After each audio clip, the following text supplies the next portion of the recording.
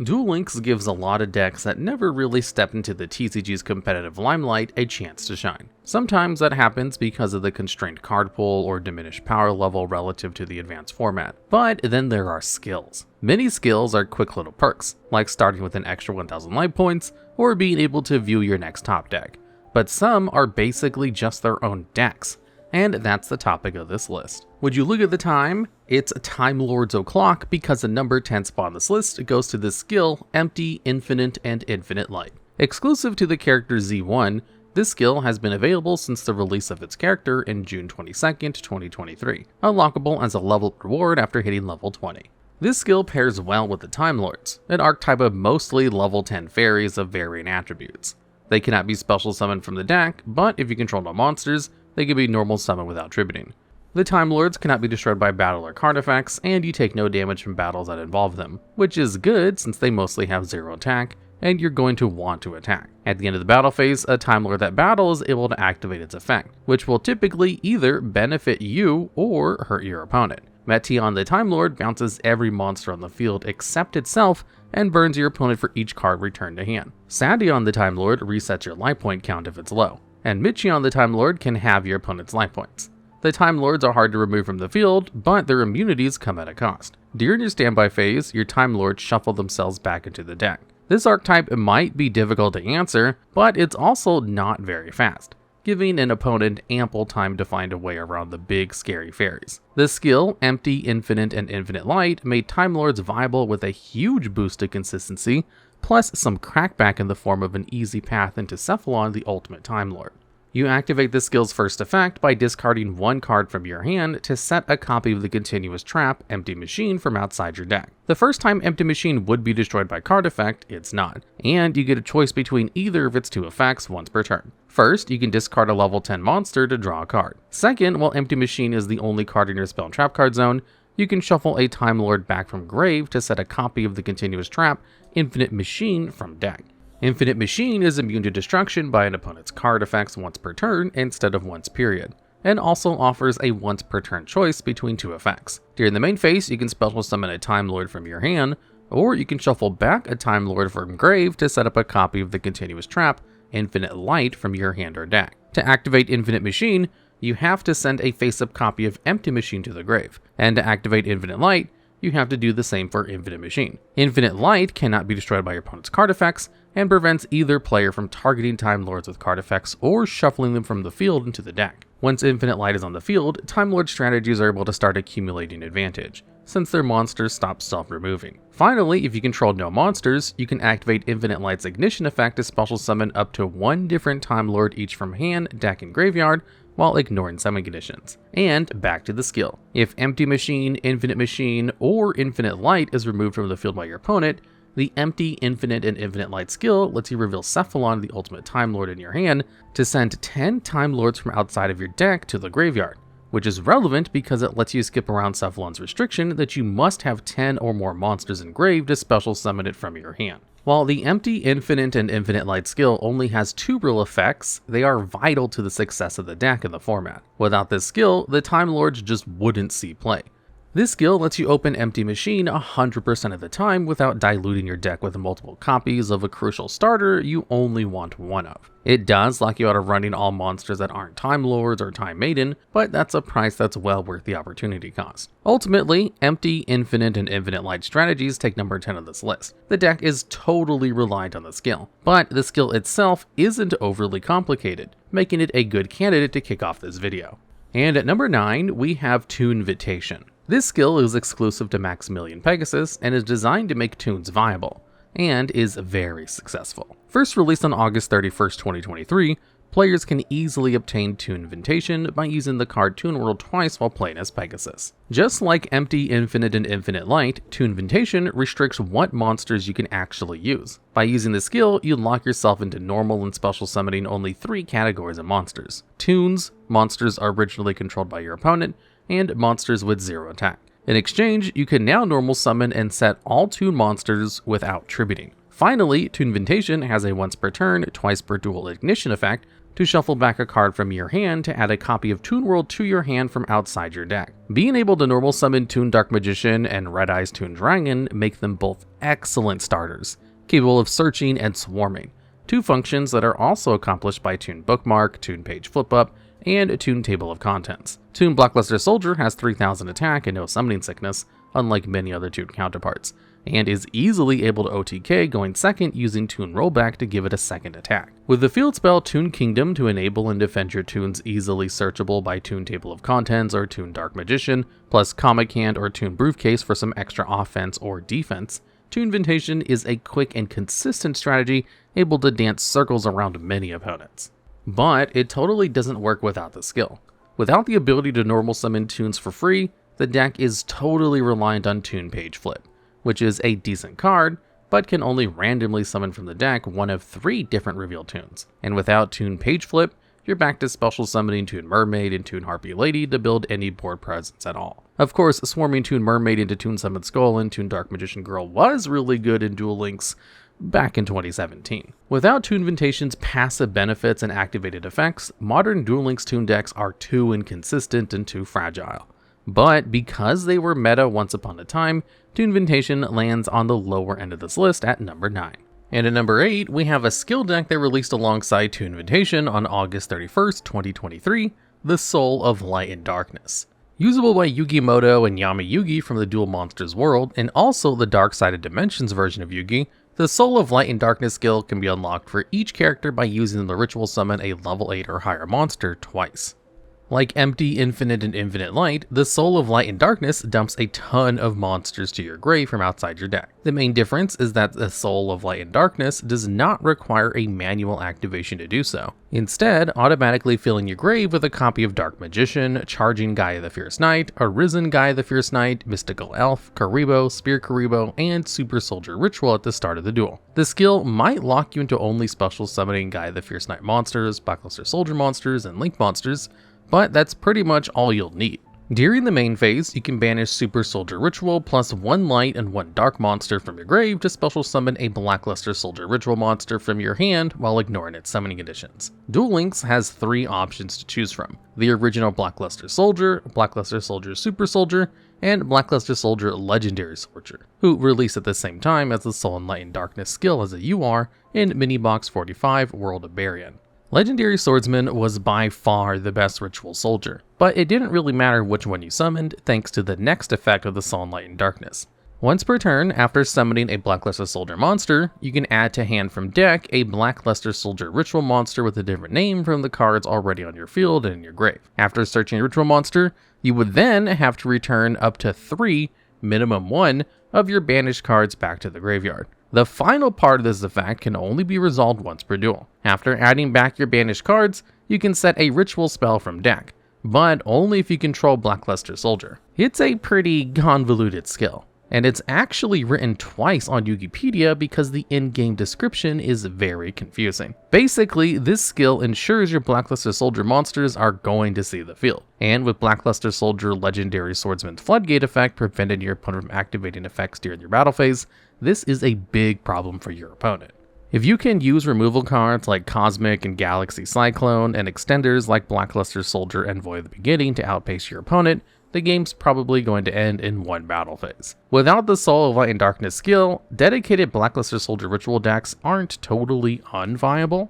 Generic ritual support like Manju of the 10,000 Hands and Advanced Ritual Art boosts the consistency of non-skill strategies. Sadly, there's almost no reason to run a dedicated Blackluster Soldier ritual deck without the skill, limiting the ways in which players are likely to experiment with the cards. And that's one of the unfortunate things about skills so powerful they become their own deck. While they enable underused cards to punch above their weight class, they also discourage many duelists from innovating the deck.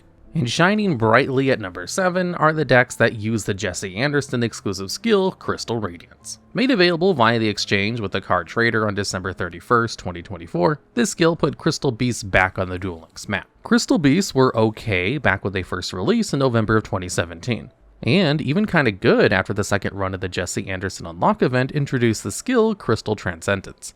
but they quickly fell off because they just couldn't contest dominant decks of the time like Amazonas. But Crystal Beasts are one of those legacy archetypes where a lot of their cards just lack once per turn restrictions on their effects, and so are always just one wave of support away from being broken again. The Crystal Radiance skill released alongside Main Box 54 Rainbow Overdrive, which introduced important Crystal Beast cards like Golden Rule, Crystal Beast Rainbow Dragon, and Ultimate Crystal Beast Rainbow Dragon Overdrive, plus good generic cards like Forbidden Droplet. The new Rainbow Dragon fusion gave Crystal Beasts a decent boss monster to work towards, but Duel Links' 3 main monster and spell and trap card zones don't give them a lot of room to work with. For example, you must control no back row to activate Golden Rule because it's an equip spell that also places 2 Crystal Beast monsters from your deck to your field as continuous spells. Crystal Radiance takes all the clunky parts of Crystal Beast comboing and just skips over them. You can only normal and special summon Crystal Beast and Ultimate Crystal monsters, but this doesn't apply to monsters special summoned from the extra deck, making this not really a restriction at all. At the start of the duel, Crystal Radiance adds a copy of the 7 original Crystal Beasts to your deck, which might have led to bricking if it weren't for the skill's next effect. By sending 2 Crystal Beast monsters from your field or hand to the grave, you can add 2 crystal spell or traps from your deck to your hand. Then send 2 Crystal Beast monsters from your deck to the graveyard. Basically, the skill activation guarantees you a starter and an extender while putting 4 Crystal Beasts in your grave. To special summon Rainbow Dragon, you need exactly 7 Crystal Beasts with different names, and Crystal Radiance gets you most of the way there. You even have a second activation where, if only your opponent controls a card, you can reveal Crystal Beast Rainbow Dragon in hand to set a crystal spell or trap from your deck to the field and activate it the same turn. Using Crystal Radiance, it's not hard to craft an end board of powerful generic extra deck monsters like Unchained Abomination, Boros Sword Dragon, Steel Swarm Roach, and IP Masquerena, plus an ultimate Crystal Rainbow Dragon Overdrive with 11,000 attack. Without the skill, Crystal Beasts aren't dead in the water. Rainbow Bridge searches a crystal spell or trap and isn't once per turn, but there's no reason not to use the skill. The entire deck is Crystal Radiance. Punching up to spot number 6 is Determination to Fight, a skill usable by the DM and DSOD version of Yu-Gi-Oh! Unlocked by destroying 20 monsters as either character, this skill was made available around the same time as Energy of Giga Rays, the format's 37th mini-box. Rather than restrict your ability to summon like some of the other skills on this list, Determination to Fight instead can only be used while your main deck contains specific cards pertaining to Yu-Gi-Oh! Namely at least 10 monsters that are from the Gadget, Silent Magician, and Silent Swordsman line. Once per turn, up to 3 times per duel, you can apply either of 2 effects. Option 1. Return a card from hand to deck to search a Gandora monster while gaining an extra normal summon of a Gandora for the turn. Option 2. Send a Gadget monster from field to grave to place a copy of Silent Magician level 4 or Silent Swordsman level 3 to field from outside your deck. Following the activation of either effect, you can place a copy of Giga Ray's Gandora the Dragon of Destruction or Gandora X the Dragon of Demolition in your graveyard from outside your deck. In practice, this skill is a time bomb. Once per turn, Giga Ray's Gandora the Dragon of Destruction can pay half your life points to resolve a massive board clear that scales in power based on the number of different Gandora monsters in your grave. With 1 Gandora in the grave, Giga Ray simply destroys every other card on the field. With 2 unique Gandoras, Giga Ray banishes every other card on the field. If you manage to have 3 different Gandora cards in your grave, Giga Ray's Gandora banishes every other card on the field and in both graveyards. Not only is this big, but Giga Ray's Gandora the Dragon of Destruction's attack is equal to 300 times the number of banished cards, with Determination to Fight all but guaranteeing your ability to field a full power Giga Ray's Gandora by your second turn. Many players would build their decks defensively, knowing that the skill would give them the attack points to punch for game. This was largely possible through Gold Gadget and Silver Gadget, which could swarm, float, and overlay to gear Gigant X to search a copy of Kiteroid. Thunder Dragon was also useful for generating material to shuffle back for your skill activations, or to summon Giga Ray's Gandora. The second effect to place a Silent Magician level 4 or a Silent Swordsman level 3 wasn't as critical to the deck's success, but found some usability in Chaos variants, said you could send your light attribute gadgets to the grave to gain another light monster. But what about Gandora decks without the skill? Well, they did exist, but they were usually really weird. The original Gandora the Dragon of Destruction can't be special summoned, but could be cheated out using the skill Monster Morph Evolution on a Red Eyes Black Dragon, for example. As a script writing, Neither Gandora X, the Dragon of Demolition, or Gandora G, the Dragon of Destruction, have been added to Duel Links, meaning it's actually impossible to resolve Giga-Ray's Gandora the Dragon of Destruction's effect at full strength without using the Determination to Fight skill. Even though Determination to Fight doesn't restrict your summoning, you pretty much have to use it if you want to use Giga-Rays. Elemental Hero and Blue Eyes White Dragon are the only two certainties in Duel Links. And we're looking at a hero deck for number 5. The Dragonic Contact skill was added to the game in early 2025 to complement the special release of Rainbow Neos. Purchasable from the card trader and usable by Jaden Yuki and Jaden/Yubel, this skill makes it so you can only special summon Neos, Yubel, Elemental Hero, and Neospatian monsters. Interestingly, this restriction applies to the extra deck too, which does lock Dragonic Contact decks out of generic staples like the Nightmares and IP Masquerena. But who needs staples when Dragonic Contact can costlessly churn out ridiculously strong monsters? As long as your deck contains at least one copy of Rainbow Dragon, you can activate Dragonic Contact once per turn by sending a warrior or level 10 monster from hand or face-up field to grave to set a powerful monster from deck or graveyard. Your options include Elemental Hero Neos, an ultimate crystal monster, or a wind attribute armed dragon monster that is treated as if it was summoned by the effect of another armed dragon. The battle position of the set monster can be changed, and as part of Dragonic Contact's effect, you also get to add copies of both Polymerization and Super Polymerization to your hand from outside your deck. This skill is a conveyor belt that spits out some of the strongest monsters in the game, plus follow-up for free. Armed Dragon Thunder level 10 provides a removal during your opponent's turn. Rainbow Neos is a great board breaker, and Super Polymerization can do both. One summon of Elemental Hero Stratos can grab you Elemental Hero Liquid Soldier for more draws, and then there's also Crosskeeper. Elemental Hero Sunrise searches Miracle Fusion, and you can keep spawning these guys for what feels like forever. Without the skill, heroes would still see a large degree of play, and frequently have in Duel Links over the years. After all, they've got starters, draw power, and big bosses to summon. Neos Fusion remains a great card for its ability to summon Elemental Hero Brave Neos, while also priming useful graveyard effects. Even without Dragonic Contact, the ability to instantly fuse into Rainbow Neos using Neos Fusion to send Elemental Hero Neos and Rainbow Dragon from basically anywhere would still be game-endingly good. Dragonic Contact just takes that like 8 steps further. My, would you look at the time?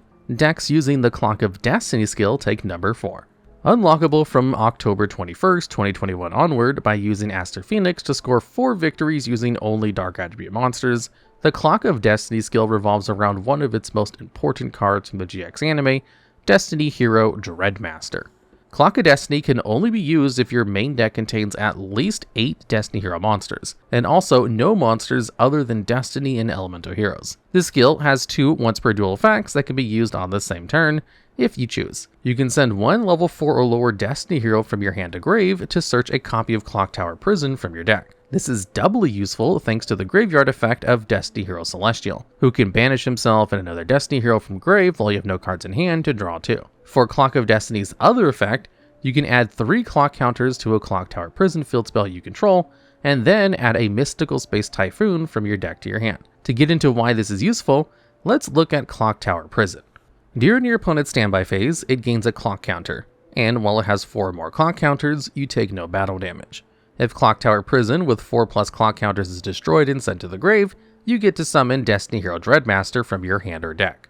Dreadmaster is a level 8 Dark Warrior with attack and defense equal to the combined original attack and defense of other Destiny Hero monsters you control. If Dreadmaster is summoned by Clock Tower Prison, it destroys all non-Destiny Hero monsters you control, and then summons 2 Destiny Heroes from your grave. Finally, after Dreadmaster is special summoned, Destiny monsters you control cannot be destroyed for the rest of the turn, and you take no battle damage from them.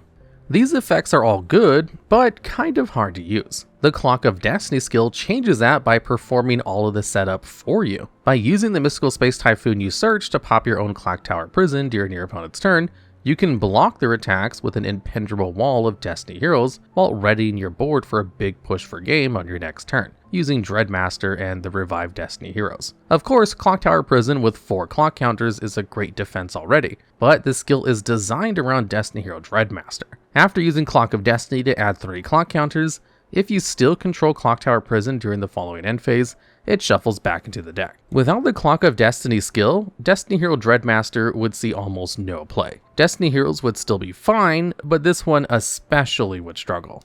These little Halloween creatures don't look that scary, but in Duel Links, the skill Ghostrick Invitation turned them into a real menace. Ghostricks were enough of a scourge on the competitive scene to land all the way up at number 3. At the cost of only being able to normal and special summon Ghostrick monsters, not counting the extra deck of course, Ghostrick Invitation unclunks everything about Ghostricks and makes them playable. By revealing Ghostrick Witch, a level 1 Ghostrick monster, or a Ghostrick field spell, Ghostrick Invitation can set a Ghostrick monster from deck once per turn, while also sending a Ghostrick spell or trap from the deck to the graveyard. The monster set by this skill effect can instantly be flipped face up, letting you access powerful Ghostrick flip effects like Ghostrick Jiangshi, while also enabling your Ghostrick normal summons.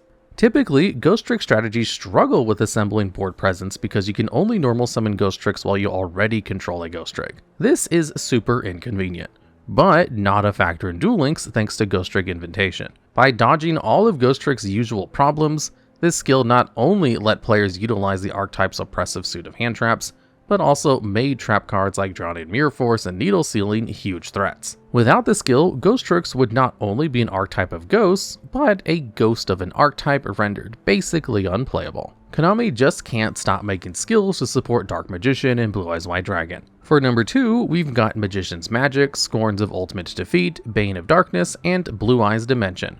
And that just scratches the surface. So what's special about Battle Chronicle, the number 2 skill / deck on this list? Well, this skill supports Blue Eyes White Dragon and Dark Magician. Available from January 29th of 2024 on, this skill can be unlocked by Yamayugi, DM Yugimoto, and DSOD Yugimoto by summoning 3 level or rank 7+ spellcasters, and can be unlocked for DM and DSOD Seto Kaiba by summoning 3 level or rank 8+ dragons. When using the Battle Chronicle skill, the only effect monsters with a level that can be normal or special summoned are light and dark spellcasters and light dragons. But while this is a little restrictive, you can also summon normal monsters with 2500 attack or defense without tributing, notably including both Dark Magician and the Blue Eyes White Dragon. You can also normal summon Chronicle Magician, a level 7 dark spellcaster that can also special summon itself from hand if you summon a normal monster with an original attack or defense of 2500. On special summon, Chronicle Magician can target a Dark Magician or Blue Eyes White Dragon you control,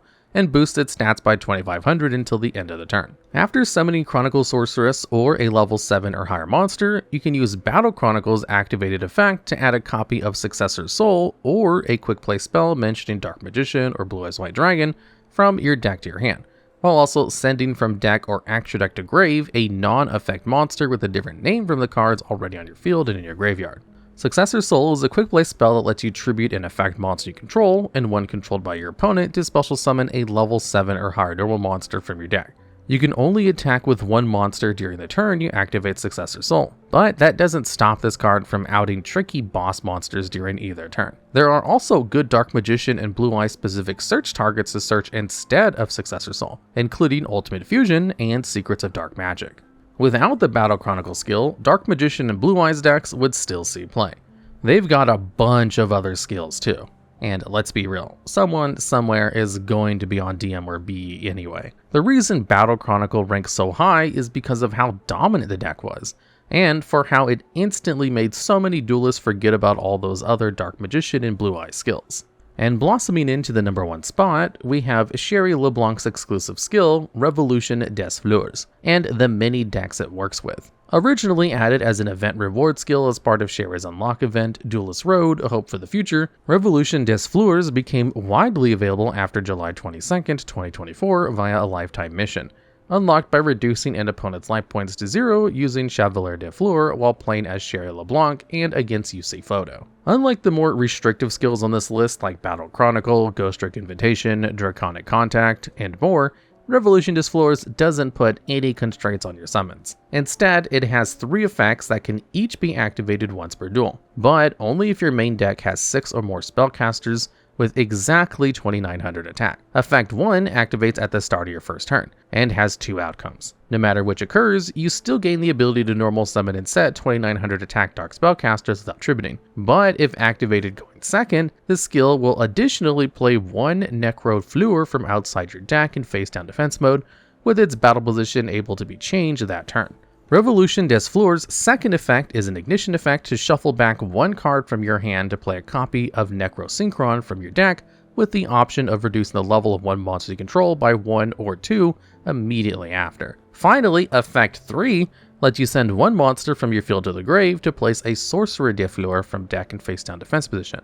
Like with Necrofleur, Sorcerer de Fleur placed through this effect can be flipped in the same turn. Now, let's take a look at each of these cards and see what we're working with. Necrofleur is a level 1 dark plant with 0 attack and defense that summons a Sorcerer de Fleur from deck if destroyed by battle or card effect and sent to the graveyard. Necrosynchron is a level 2 dark machine with 200 attack and 400 defense, whose name is treated as Fleur Synchron. While on the field, the name swap is mostly on account of level 8 Synchro, Chevalier de Fleur, which many Revolution des Fleurs decks elect not to play.